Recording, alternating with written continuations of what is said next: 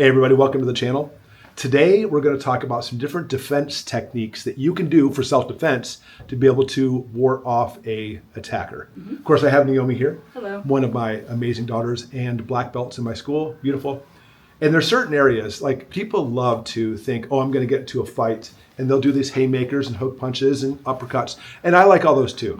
But you don't have to be a fighting expert to be able to fight off an attack. And by the way, it's not about overpowering them. You know, I'm big and strong compared to Naomi. Not really. But if I were, it's not about beating me. It's about making it so painful that they'll give up. FBI statistics say that 60 seconds. Just keep fighting because criminals look for an easy target. It comes down to that. So you want to make it as least easy as possible. So we're going to show you some seven vulnerable areas you're going to go for, and then a bonus also, which is a real kick. See what I did there? Okay. little foreshadowing. All right, so we're going to talk about the areas. The 7 vulnerable areas are on the face and the neck, and which is actually easy because you can see it right in front of you. The first one is simply just an eye jab. Now, in martial arts, we practice eye jabs like that, which is just fun. It's pretty. I would never do it like that. In reality, you have 10 fingers. It gives you 10 times the ability to jab in the eye. So don't do like Moeller and Curly, you know. Instead, take all 10 fingers and bam, flame them. I make the term flame them in the eye as fast and hard as possible. Yeah. And odds are one's going to hit, probably 2. And it may be enough right there alone to make it so as their eyes are now bleeding, laying on the floor, you can run and take off. Now, here's a quick bonus for that one too, by the way. If you are close enough, you can actually just put your thumb in right here and go plink. And it'll make that nice little popping sound. And your eyeball will be hanging out by its optic nerve. And they'll see you and the floor, which is kind of like a bonus. Hopefully you're not going to be that close. Just a quick eye jab. Not great. Now, on the same note, we also have the nose. Now, the nose, you could punch. I never recommend, by the way, unless you are a trained fighter, don't punch like this ever. Punch like this. It's called a palm heel. You actually have a lot of axial force right there. In fact, more than likely, you're probably going to be a little bit shorter than the person. So palm heel right up there in the nose. That hurts. It hurts drastically. Now, Hollywood wants you to think that hitting them there is going to make it so the bones will break into the skull, break into the brain, and you'll kill them that way. No way. I know, listen, everything's possible, I suppose, but that is so Hollywood.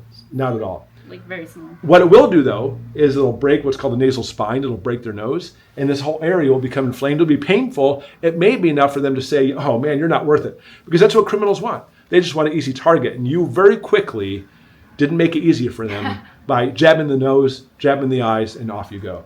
The next one we have are the ears. The best one for this is ear cuffs. Hit here, and don't go out like this. They'll see that coming. Go straight, bam, as hard as you can into the ears. Disorients them. It's great. Could even rupture the eardrum. Yeah, big headache. Do it right. Yeah. Yeah, we actually kind of have that happen to us sometimes when we're fighting. Yeah. You ever get hit in the head right there in the ear? Yes, and you're just like, whoa. Yeah, it does definitely stun you. All right, next, the jaw.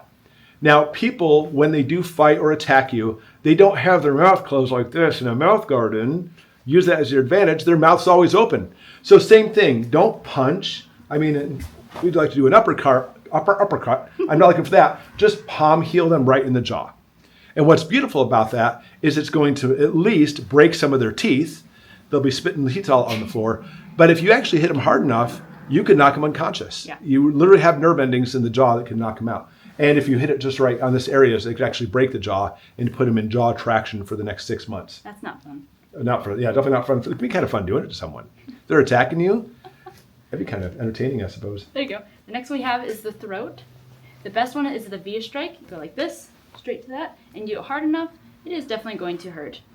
It could collapse their airway. Yes. Your hyoid bone can break with that. And what's nice is, if I punch in the throat, it's kind of hard to get my fist in there perfectly. Yeah. But the V strike is neat because it makes it so even if you're off a little bit, it'll still hit. Yeah.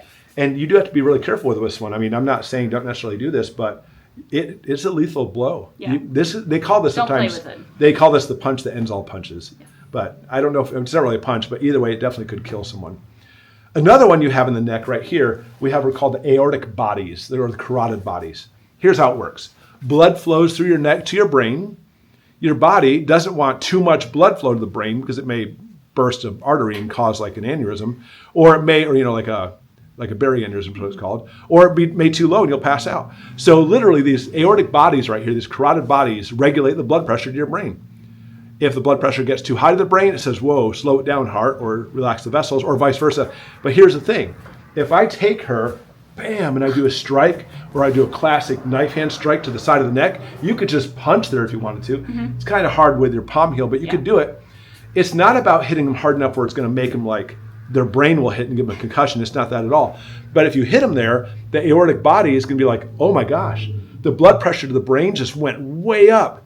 And so what it does is it actually takes the blood vessels to the brain and dilates them, decreases the blood flow to the brain, which was normal, but now they have low blood flow to the brain. If I can talk, maybe that's happening to me now. And as they do that, bam, they'll just go boom and pass out on the floor. Yeah.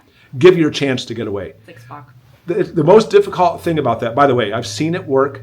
It is tried and true. It's not as easy getting your hand in that area. But if you're close enough, give it a whack. Why not? Yeah. So there's 7 things to the face. Yep, and then our bonus one is the good old classic groin shot. Just go straight with your leg as hard as you can. It's great for any girls against any guys. Yeah, for sure. Now. Or guys against guys too. Yeah, yeah, exactly. So these 8 moves, 7 to the head and neck, 1 to the groin. Don't ever think that it's the end all. People love teaching that the groin kick, that's it. You do that and they're finished. It's going to hurt, but if they're motivated, if they're on drugs, they're going to still come after you. Yeah. So you need to be completely just go crazy. And I'm not saying, no, do the eyes and get away.